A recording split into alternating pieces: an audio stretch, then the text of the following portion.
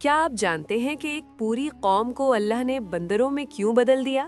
یہ واقعہ صرف ایک سزا نہیں بلکہ قیامت تک کے انسانوں کے لیے ایک زندہ وارننگ ہے۔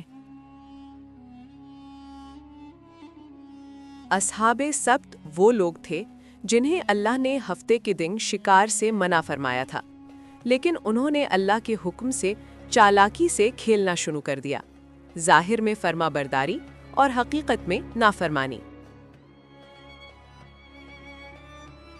اور پھر ایک صبح وہ انسان نہیں رہے، ان کی شکلیں بدل چکی تھیں، ان کی آوازیں بدل چکی تھیں، ان کی پہچان مٹ چکی تھی۔ یہ ویڈیو آپ کو بتائے گی کہ اللہ نے انہیں بندر کیوں بنایا، ان کا اصل جرم کیا تھا، آج کے مسلمانوں کے لیے اس میں کیا سبق ہے، اور کیا ہم بھی اسی راستے پر تو نہیں؟ یہ ویڈیو آخر تک ضرور دیکھیں، کیونکہ یہ صرف ایک کہانی نہیں، یہ ہمارا مستقبل بھی ہو سکتا ہے۔ واقعہ سننے سے پہلے آپ سے گزارش ہے کہ یہ ویڈیو بنانے کے لیے ہم بہت محنت کرتے ہیں، تو پلیز اس ویڈیو کو دوستوں کے ساتھ بھی شیئر کیا کریں، اور اگر چینل پر نئے ہیں تو چینل کو سبسکرائب بھی کر لیں۔ شکریہ۔ ایک صبح لوگ اپنے گھروں سے نکلے، لیکن جو انہوں نے دیکھا وہ انسان نہیں تھے، وہ بندر تھے، جن کے چہروں میں انسانی پہچان باقی تھی۔ وہ چیخ رہے تھے لیکن بول نہیں پا رہے تھے۔ یہ کوئی فلم نہیں، یہ قرآن کی ایک زندہ حقیقت ہے۔ سوال یہ ہے، آخر اللہ نے انہیں بندر کیوں بنایا؟ یہ واقعہ ایک ساحلی بستی میں پیش آیا۔ یہ لوگ مچھلی کے شکار پر گزارا کرتے تھے۔ اللہ نے انہیں ایک خاص دن، ہفتے کے دن شکار سے منع فرمایا۔ 6 دن شکار کی اجازت تھی، صرف ایک دن نہیں۔ یہ اللہ کی طرف سے آزمائش تھی، اور حیرت انگیز بات یہ تھی، اسی دن مچھلیاں سطح آب پر زیادہ آتی تھیں۔ گویا اللہ دیکھ رہا تھا کون صبر کرتا ہے اور کون چالاکی دکھاتا ہے۔ وقت گزرتا گیا، لوگوں کے دلوں میں وسوسے آئے۔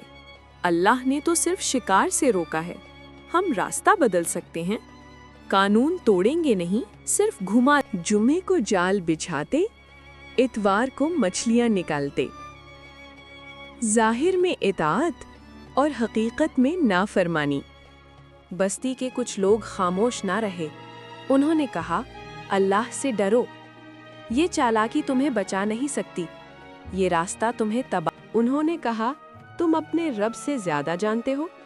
کچھ لوگ الگ ہو گئے، کچھ خاموش رہے، اور کچھ اللہ۔ ایک رات آئی، ہوا عجیب خاموش تھی، سمندر ساکن تھا، اور آسمان بھاری لگ رہا تھا۔ لوگ اپنے گھروں میں سو گئے۔ انہیں کیا معلوم تھا کہ یہ ان کی آخری انسانی رات ہے۔ صبح ہوئی، دروازے کھلے، اور چیخیں گونج اٹھیں۔ ان کے چہرے بگڑ چکے تھے، آنکھوں میں پہچان تھی، لیکن زبان بند تھی۔ وہ بندر بن چکے تھے۔